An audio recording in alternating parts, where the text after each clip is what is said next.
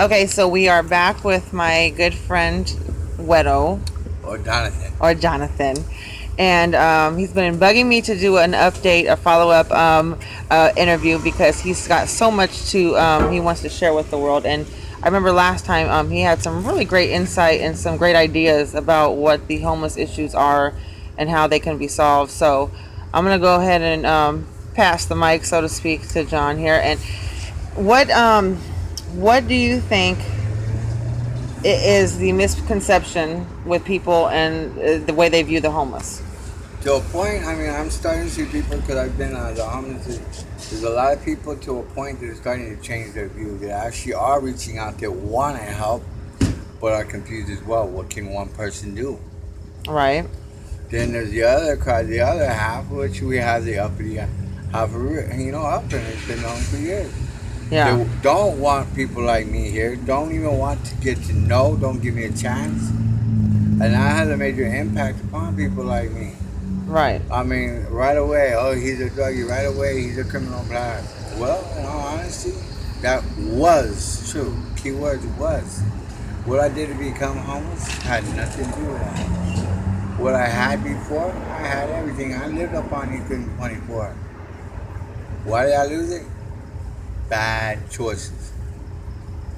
Drugs, no part of it. Knowing what to do when I got in trouble, a big part of it. I didn't have support, man. People didn't care. And that's the big thing we need. People care, man. There are one out of, I'd say 50 who will actually stop and want to know. Yeah. What can I do? So, have you ever been encountered by the Upland PD's Crow team? That's Officer Kirk and Officer McCullough. Not personally, no. They haven't personally contacted me. I'm pretty much the no, no. Don't talk to them though. They know because I've been to prison. I've done a lot of time in jail, and I just don't personally get involved, and I try and stay away. I can honestly say you are the one of the most stubborn people that I've ever had the pleasure of working with.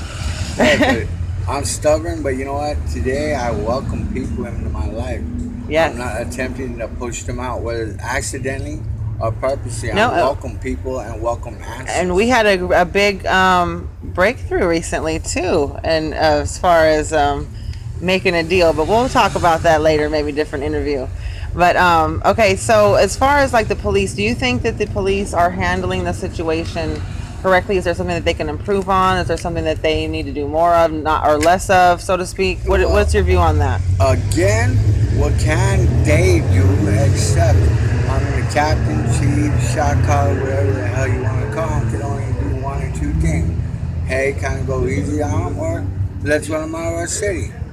Well, I really don't know that opinion because I don't know the police personally. But I have seen a couple of the few officers actually come out here. My son is homeless. Right. And they reached out to him. In fact, one officer, I don't have to say his name, but he actually held my son and held his head and told him it's going to okay, whatever you do to keep him conscious when he got really hurt and injured. That's nice. They have reached out when I was at the hospital. They tried talking to me. Again, I'm stubborn.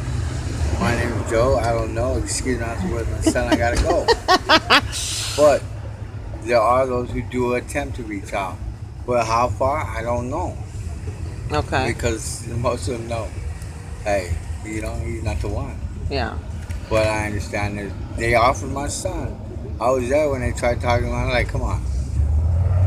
Yeah. There are, I'm sure, those who want to reach out. But what can one do? Okay, now be perfectly frank and perfectly honest. We've been working together or, communicating for about, I'd say 9 months, or maybe. Oh, longer than that, actually. Maybe, okay, yeah, maybe a year. Personally involved, yeah. Yes. So